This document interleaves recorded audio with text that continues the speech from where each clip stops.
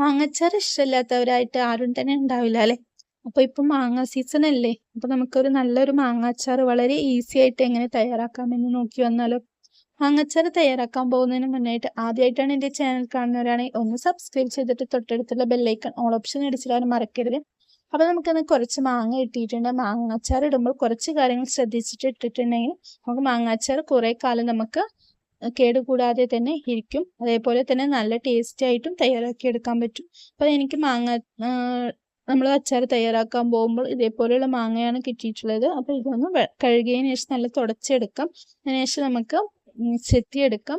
നിങ്ങൾ തോല് കഴിച്ചു നോക്ക്. കനമുള്ള തോലാണെങ്കിൽ നമുക്ക് തോല് കളഞ്ഞതിന് ശേഷം എടുക്കാം. ഇപ്പൊ ഞാനിത് ആവശ്യത്തിനുള്ള ഉപ്പ് ഇട്ടിട്ട് ഒരു 4 മണിക്കൂർ ഇട്ട് വെച്ചിട്ടുണ്ടായിരുന്നു. ഈ 4 മണിക്കൂറിന് ശേഷം ഞാനിവിടെ ഒരു ചട്ടി വെച്ചിട്ടുണ്ട്. അത് ചൂടായതിനു ശേഷം ഒരു 100 ഗ്രാം നല്ലെണ്ണയാണ് ഞാൻ എടുക്കുന്നത്. നല്ലെണ്ണയിൽ നമ്മൾ അച്ചാർ തയ്യാറാക്കി എടുക്കുമ്പോഴാണ് നല്ല ടേസ്റ്റ് ഉണ്ടാവുക. എണ്ണ നല്ല ചൂടായതിനു ശേഷം നമുക്ക് ഇതിലേക്ക് കടുക് ഇട്ട് കൊടുക്കാം. കടുക് ഇട്ട് നല്ലൊന്ന് പൊട്ടി വന്നതിന് ശേഷം നമുക്കിതിലേക്ക് കറിവേപ്പില ചേർത്ത് കൊടുക്കാം. കറിവേപ്പില ഇട്ട് കൊടുത്തതിന് ശേഷം നമുക്കിതിലേക്ക് വെളുത്തുള്ളി ഇട്ട് കൊടുക്കാം. വെളുത്തുള്ളി ഒരു 20 അല്ലി വെളുത്തുള്ളി നമ്മൾ കട്ട് ചെയ്തെടുത്തതാണ്. അതിട്ട് കൊടുക്കാം. വെളുത്തുള്ളി ഒന്ന് കളർ ചേഞ്ച് ആയി വരുന്ന സമയത്ത് ഇതിലേക്ക് ഞാൻ വറമുളകും അതേപോലെ തന്നെ പച്ചമുളകും ചേർത്ത് കൊടുക്കുന്നുണ്ട്. നിങ്ങളുടെ എരിവിന് ആവശ്യമായിട്ടുള്ള പച്ചമുളകും വറമുളകും ചേർത്ത് കൊടുക്കാവുന്നതാണ്. നമ്മളിതിലേക്ക് മുളക് പൊടിയും ചേർത്ത് കൊടുക്കുന്നുണ്ട്. അപ്പൊ നമ്മുടെ വെളുത്തുള്ളിയുടെ കളറൊക്കെ നല്ല ചേഞ്ച് ആയി വരണം. വെളുത്തുള്ളിയുടെ കളർ നല്ല ഒന്ന് മൂത്ത് വരണം. ആ സമയത്ത് നമുക്ക് സ്റ്റവ് ഓഫ് ആക്കിയതിനു ശേഷം നമുക്ക് മുളക് പൊടി ചേർത്ത് കൊടുക്കാം. മുളക് പൊടി ചേർത്ത് കൊടുക്കുമ്പോൾ നിങ്ങൾ എരിവുള്ള മുളക് പൊടിയാണെങ്കിൽ നിങ്ങളുടെ എരിവിനനുസരിച്ചിട്ടുള്ള മുളക് പൊടി ചേർത്ത് കൊടുക്കണം. ഞാനിവിടെ ശക്തിയുടെ മുളക് പൊടിയാണ് ചേർത്ത് കൊടുത്തിട്ടുള്ളത്.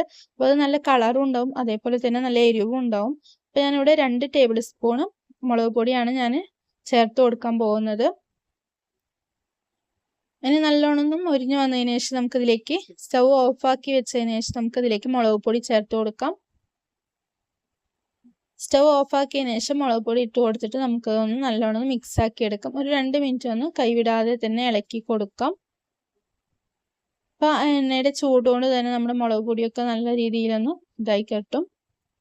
നമുക്ക് സ്റ്റവ് ഓൺ ചെയ്യുന്നതിന് മുമ്പായിട്ട് ഇതേപോലെ ശക്തിയുടെ ചില്ലി പൗഡറാണ് ഞാൻ എടുത്തിട്ടുള്ളത്.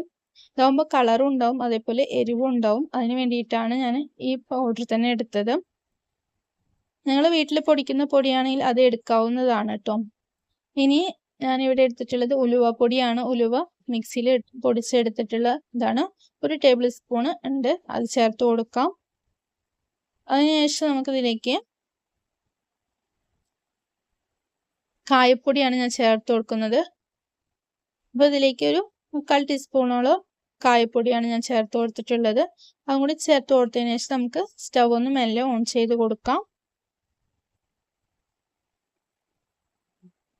സ്റ്റവ് ഓൺ ചെയ്ത് കൊടുത്തതിന് ശേഷം ഞാനിവിടെ ഒരു 3/4 കപ്പ് വിനീഗറാണ് ഞാൻ ഒഴിച്ചു കൊടുക്കുന്നത്. വിനീഗർ ഒഴിച്ചു കൊടുത്തതിന് ശേഷം നമുക്കതൊന്ന് 2 മിനിറ്റ് ഒന്ന് തിളക്കാൻ വേണ്ടിയിട്ടൊന്ന് വെയിറ്റ് ചെയ്യാം. അതേപോലെ തിളച്ച് നമ്മുടെ ഇതൊക്കെ ഒന്ന് കുറുകി വരുന്ന സമയത്ത് നമുക്കിതിലേക്ക് മാങ്ങ ഇട്ട് കൊടുക്കാം. മാങ്ങ ഇട്ടതിന് ശേഷം നമുക്ക് സ്റ്റവ് ഓഫ് ചെയ്യാം. അപ്പോൾ അതേ രീതിയിൽ നമുക്ക് ഒന്ന് നല്ലതൊന്ന് തിളച്ച എണ്ണയൊക്കെ ഒന്ന് തെളിഞ്ഞ് വരുന്നുണ്ട്. ഈ സമയത്ത് നമുക്കിതിലേക്ക് മാങ്ങ ചേർത്ത് കൊടുക്കാം. ചേർത്ത് കൊടുത്ത് നമുക്ക് മാങ്ങ വേവിക്കേണ്ട ആവശ്യമൊന്നുമില്ല. നമുക്ക് ഇനി നിങ്ങൾക്ക് വേവിച്ച മാങ്ങ ഇഷ്ടമാണെങ്കിൽ ഒരു 2 മിനിറ്റ് ഒന്ന് വഴറ്റി കൊടുത്തിട്ട് നമുക്ക് സ്റ്റവ് ഓഫ് ചെയ്യാവുന്നതാണ്. അപ്പോൾ അതേ രീതിയിൽ അതിന് ശേഷം നമുക്ക് മാങ്ങ ചേർത്ത് കൊടുക്കാം. നമ്മൾ നേരത്തെ ഇതിലേക്ക് ഉപ്പൊക്കെ ഇട്ടിട്ട് ഒരു 4 മണിക്കൂർ വെച്ചതാണ്. അപ്പോൾ അതിൻ്റെ വെള്ളമൊക്കെ ഒന്ന് മാറ്റിയതിന് ശേഷം നമുക്ക് ഇതിലേക്ക് ചേർത്ത് കൊടുക്കാവുന്നതാണ്. ഇപ്പോൾ മാങ്ങ ഇട്ട് കൊടുത്തതിന് ശേഷം നമുക്കൊന്ന് മിക്സ് ആക്കി എടുക്കാം. നല്ലോണം മിക്സ് ആക്കി എടുക്കാം. ഉപ്പ് നമുക്ക് നോക്കിയിട്ട് വേണമെങ്കിൽ ഉപ്പ് ചേർത്ത് കൊടുക്കാവുന്നതാണ്. ഞാൻ ചേർത്ത് ഉപ്പ് കറക്റ്റ് ആയിട്ടുണ്ടായിരുന്നു, അതുകൊണ്ട് ഞാൻ ഉപ്പൊന്നും ഇപ്പോൾ ചേർത്ത് കൊടുക്കുന്നില്ല. പിന്നെ എല്ലാ ടേസ്റ്റും ഒന്ന് ക്രമീകരിക്കാൻ വേണ്ടിയിട്ട് വേണമെങ്കിൽ പഞ്ചസാര ഒരു 1/2 ടീസ്പൂൺ ചേർത്ത് കൊടുക്കാവുന്നതാണ്. ഞാനിവിടെ ഒരു 1/2 ടീസ്പൂൺ പഞ്ചസാര ചേർത്ത് കൊടുക്കുന്നുണ്ട്. നമ്മളുടെ ഇതിലൊക്കെ പുളിയും ഉപ്പും ഒക്കെ കറക്റ്റായിട്ട് വരാൻ വേണ്ടിയിട്ട്. അപ്പോൾ ഈ രീതിയിൽ നമ്മുടെ മാങ്ങാച്ചാർ ഇവിടെ റെഡി ആയിട്ടുണ്ട്. വളരെ ഈസി ആയിട്ട് തന്നെ വളരെ പെട്ടെന്ന് തയ്യാറാക്കി എടുത്തിട്ടുണ്ട്. അപ്പോൾ ഇനി ഇത് ഒരു ഇപ്പോൾ തന്നെ വേണമെങ്കിൽ കഴിക്കാം കേട്ടോ. നമുക്ക് നമ്മൾ അച്ചാർ ഇട്ട് വിടുമ്പോൾ കഴിക്കുമ്പോൾ നല്ല ടേസ്റ്റാണ്. ഇല്ലെങ്കിൽ ഒരു 2 ദിവസം കഴിഞ്ഞിട്ട് മാങ്ങ ഒക്കെ നല്ലോണം ഒന്ന് പിടിച്ചിട്ട് കഴിക്കുമ്പോൾ അതിനെക്കാട്ടി ടേസ്റ്റാണ്. അപ്പോൾ ഇതേ രീതിയിലൊന്ന് അച്ചാർ നിങ്ങളൊന്ന് തയ്യാറാക്കി നോക്കി നോക്കാം. വളരെ ഈസിയാണ്, അതേപോലെ തന്നെ നല്ല ടേസ്റ്റാണ്. അപ്പോൾ നമ്മൾ പിറ്റേ ദിവസം നമ്മുടെ അച്ചാറിനൊന്ന് ഇളക്കി കൊടുക്കുകയാണ് കേട്ടോ. നമുക്കിതൊരു വെള്ളമൊന്നും ഇല്ലാത്ത നല്ലൊരു പ്ലാസ്റ്റിക് ബോട്ടിലോ അല്ലെങ്കിൽ കണ്ണാടി കുപ്പിയിലോ മാറ്റി വെക്കാം. അതേപോലെ അച്ചാർ എടുക്കുമ്പോൾ നമുക്ക് നമ്മൾ ദിവസം ഉപയോഗിക്കാൻ വേണ്ടിയിട്ട് ഒരു ചെറിയ പാത്രത്തിലും അതേപോലെ നമ്മൾ കുറച്ച് വലിയ ബോട്ടിലിൽ ബാക്കിയുള്ളതും ആക്കി വെക്കാം. അപ്പോൾ നമ്മുടെ അച്ചാർ കൂടുതൽ കാലം തന്നെ നമുക്ക് കേടുകൂടാതെ ഇരിക്കും. അപ്പോൾ നമ്മുടെ അച്ചാർ ഇവിടെ റെഡി ആയിട്ടുണ്ട്. അപ്പോൾ എല്ലാവരും ഇതേപോലെ ഒന്ന് ട്രൈ ചെയ്ത് നോക്കി വെക്കാം. അപ്പോൾ നമുക്ക് ഈ വീഡിയോ ഇഷ്ടമായിട്ടുണ്ടെങ്കിൽ ഒന്ന് ലൈക്ക് ചെയ്യുക, ഷെയർ